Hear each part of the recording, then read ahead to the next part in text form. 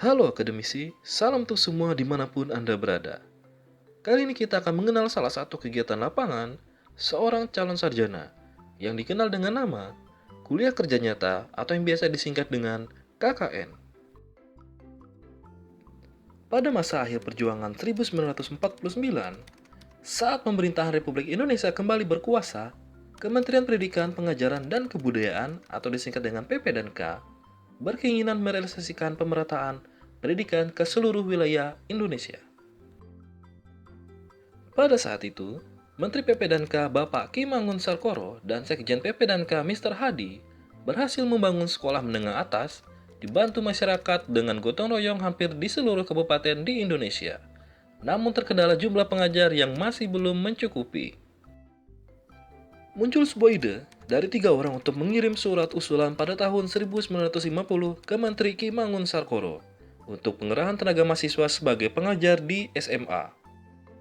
Ketiga orang tersebut adalah Sohadi sebagai Ketua Klub Mahasiswa Pusat, Tatang Mahmud sebagai Ketua Pengurus Besar Ikatan Pemuda Pelajar Indonesia atau IPI, dan Sufaat sebagai Ketua Perserikatan Perhimpunan Mahasiswa Indonesia atau PPMI. Usulan mereka disepakati dengan dikeluarkannya Surat Keputusan Menteri PP dan K nomor 8230-A tertanggal 14 Agustus 1950 mengenai peraturan tentang pengerahan dan penempatan tenaga mahasiswa untuk keperluan pengajaran. Dengan keluarnya surat tersebut, dilakukanlah proyek pertama pengerahan tenaga mahasiswa keluar Pulau Jawa. Dikenal sebagai Bapak Pengerah Tenaga Mahasiswa atau Bapak PTM, Profesor Kusnadi Harjo Sumantri yang saat itu baru selesai menjalani tugas mengajar di luar Pulau Jawa bersama 5 orang mahasiswa pelopor lainnya. Beliau dipercaya untuk memimpin penyelenggaraan PTM hingga akhirnya terbentuk bagian penyelenggaraan PTM di sejumlah dewan mahasiswa di universitas yang ada pada saat itu dan berpusat di Yogyakarta. 1 tahun kemudian, berdiri Universitas Gadjah Mada pada tahun 1951. Pada saat itu, Universitas Gadjah Mada mengirim mahasiswa sukarelawan untuk mengajar dan mendirikan sekolah menengah atas di luar Jawa. Sebanyak 1.218 mahasiswa terlibat dan berhasil mendirikan 109 sekolah menengah atas di pulau-pulau di luar Jawa. Proyek PTM ini berjalan sampai dengan tahun 1962 dan diakhiri karena Institut Keguruan dan Ilmu Pendidikan atau IKIP telah menghasilkan lulusan dengan jumlah yang memadai.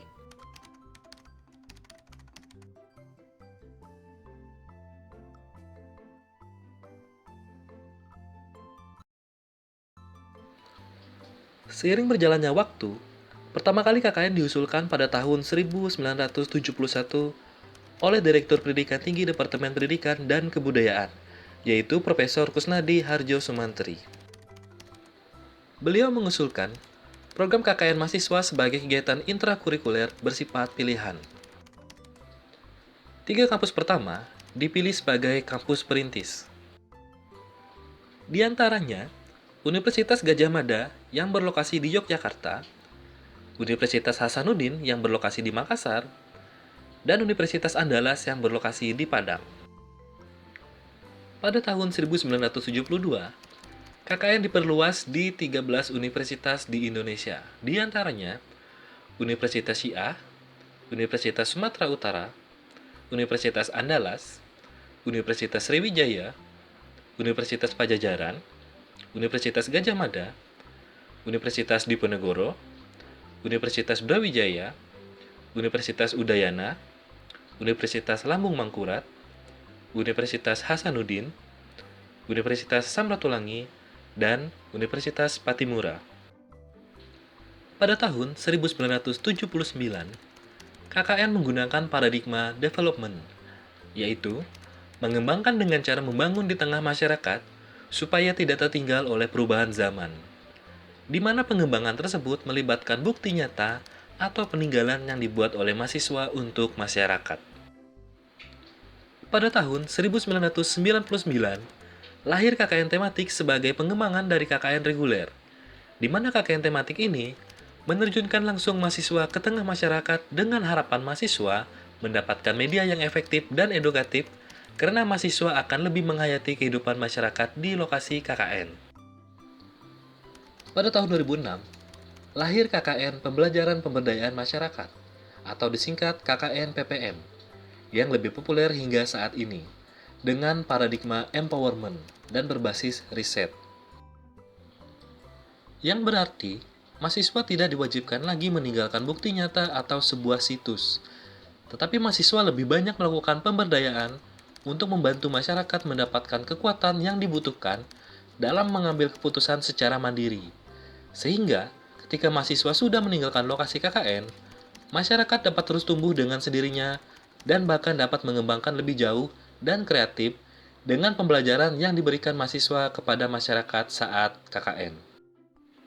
Pada tahun 2012, perluasan wilayah KKN sampai ke luar Jawa dengan dana bantuan operasional perguruan tinggi negeri atau yang disingkat dengan BOPTN. Tahun 2016, KKN PPM hadir di 34 provinsi. Dan pada tahun 2019, KKN telah berbasis kecamatan. Yang berarti, mahasiswa membuat atau membantu program setingkat kecamatan.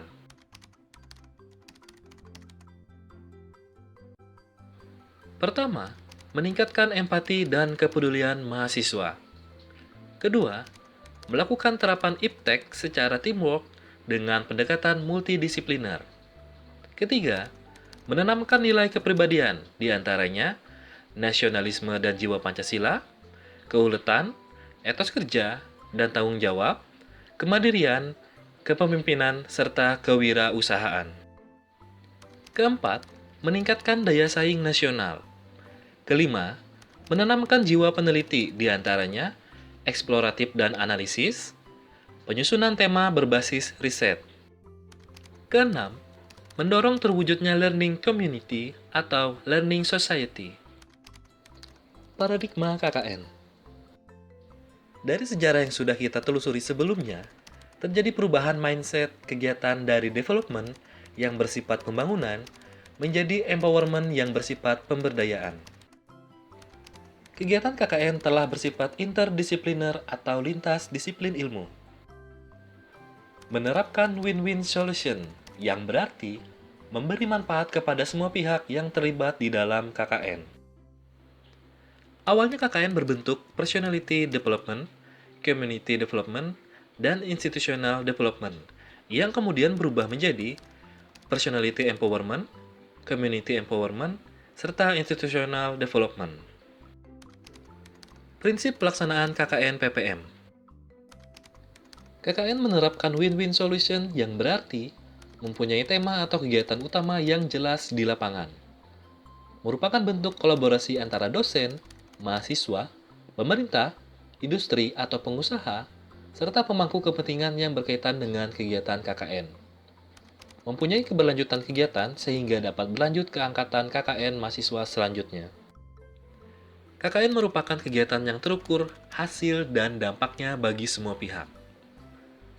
Memberikan keleluasaan bagi dosen dan mahasiswa untuk menentukan tema serta lokasi yang dipilih sesuai aturan yang dibuat oleh pengelola KKN. KKN merupakan kegiatan terintegrasi antara lembaga pengabdian kepada masyarakat dengan kampus dan pusat studi, jadi tidak bersifat sentralisasi dan desentralisasi. Merupakan kegiatan kombinasi antara learning process dan problem solving, serta menggunakan research-based community service. KKN PPM bukanlah PKL. Keluaran KKN PPM diharapkan dapat meningkatkan empati, kepedulian, kerjasama secara multidisipliner, kepribadian, kontribusi daya saing daerah bahkan nasional, mendorong learning community atau society.